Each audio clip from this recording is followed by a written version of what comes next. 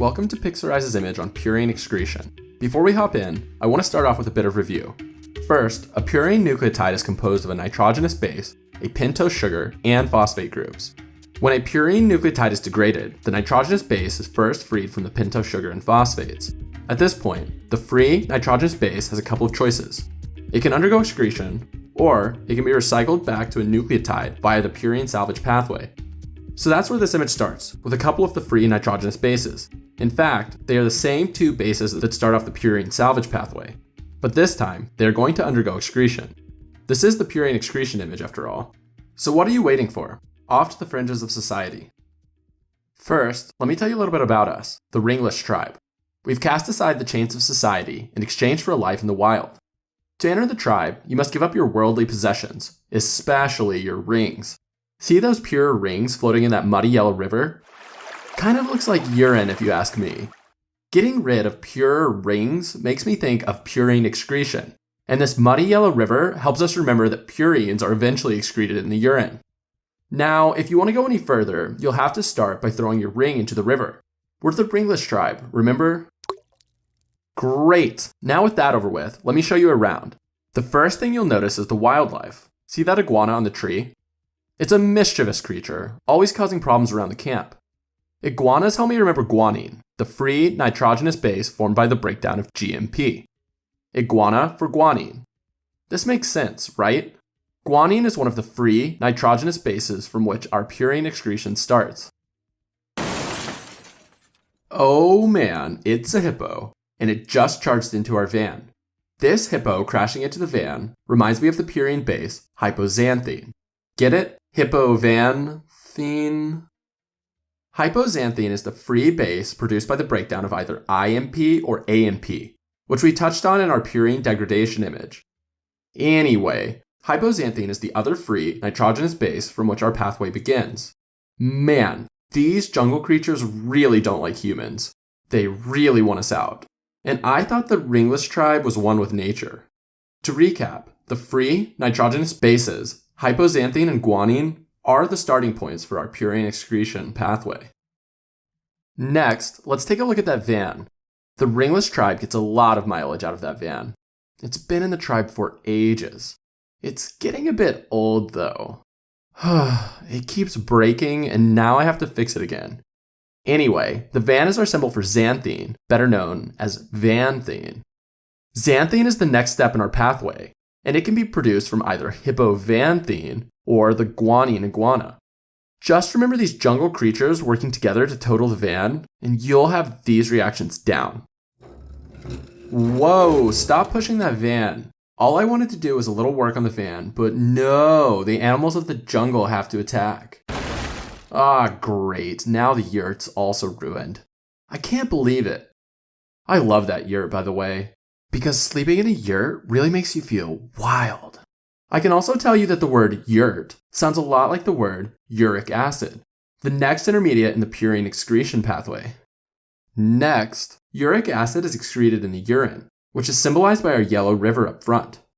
That's right, this yurt is definitely going to be in the water by the time our animals get done with it. Anyway, this yurt may be the most important symbol in this whole image, as uric acid can cause a lot of problems. When uric acid builds up, it can precipitate into crystals in the joints. Ever heard of gout? Increased uric acid levels / gout can also be caused by tumor lysis syndrome. This refers to cancer cells getting lysed and releasing a bunch of purine nucleotides. The nucleotides then get converted to uric acid as part of the purine degradation and excretion pathways. Put another way, tumor lysis syndrome is caused by the increased production of uric acid. Finally, thiazide and loop diuretics can lead to the reduced excretion of uric acid. This obviously then leads to a buildup of uric acid and any of the problems this may cause. All of this was just a quick clinical tie-in for the purine excretion pathway. Now back to our van. See how it's covered in rust? No garages in the outdoors, eh? Rust makes me think of oxidation, since rust is caused by the oxidation of metal. You already know that this is our xanthine van, so the van with rust symbolizes none other than xanthine oxidase itself. Xanthine oxidase is the enzyme responsible for the conversion of xanthine to uric acid.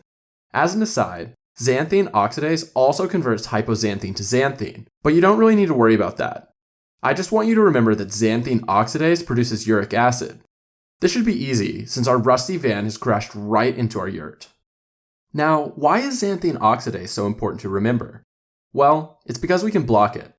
See my friend there, trying to remove the rust on the van? I wonder what he's using to wipe the rust off. Oh, he's using Purine, the only rubbing alcohol that we have around here. More specifically, this is aloe Purine for sensitive hands. This aloe Purine should make you think of the drug allopurinol. And our man removing rust with the aloe Purine should help you remember that allopurinol works by inhibiting xanthine oxidase.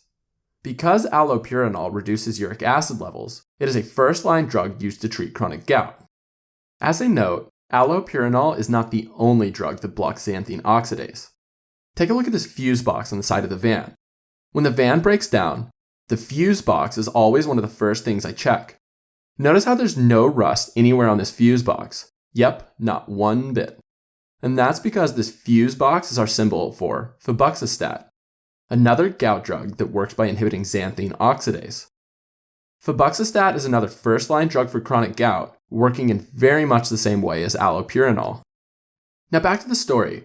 Take a look at our two newest inductees, a husband and wife about to toss their rings into the river.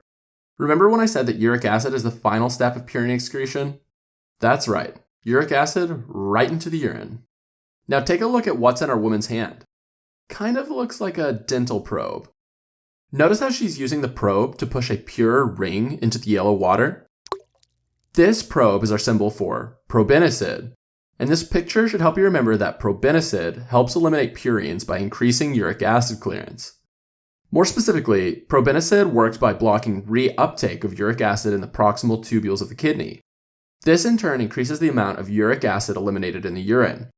Just remember our woman happily probing her ring into the urine-colored water, and you'll never forget that probenecid enhances uric acid clearance.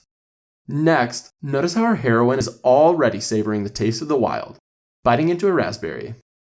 Raspberry sounds a lot like rasburicase, doesn't it? Wait, let me guess. Does rasburicase also increase uric acid clearance? Yep. Well, kind of. Technically, rasburicase converts uric acid into a water-soluble form called allantoin, which is more easily cleared. You can kind of get this from the name though, since rasburicase is a uricase, which means it breaks down uric acid. Remember, the suffix ase means to split. So a uricase splits uric acid. For your exam though, just remember that rasburicase and probenecid both increase uric acid clearance, which in turn increases purine excretion. So what about the husband? Looks like he's having second thoughts. Take a look at him, raising his spear in protest as he yells for her to stop. Maybe he's thinking back to all those memories that the ring has brought him. I knew he was a flaker the moment I set eyes on him. This spear should help you remember the drug aspirin, or aspirin. And the spear is being raised to stop the ring from going in the water, which should help you remember that aspirin reduces purine excretion. Low-dose aspirin has been found to block uric acid excretion by the kidney, a fact that sometimes comes up on test questions. Don't get me wrong, aspirin is still a great drug. Just remember though that it may cause a little gout along the way. And that's it for purine excretion. Let's recap. We start our pathway with the free bases, hypoxanthine and guanine. Either of these bases is then converted into xanthine, which is then converted to uric acid by xanthine oxidase. The enzyme xanthine oxidase can be inhibited by the drugs allopurinol and febuxostat. Lastly, uric acid clearance plays a major role in purine excretion, and clearance is enhanced by the drugs probenecid and rasburicase. In contrast, aspirin blocks clearance of uric acid.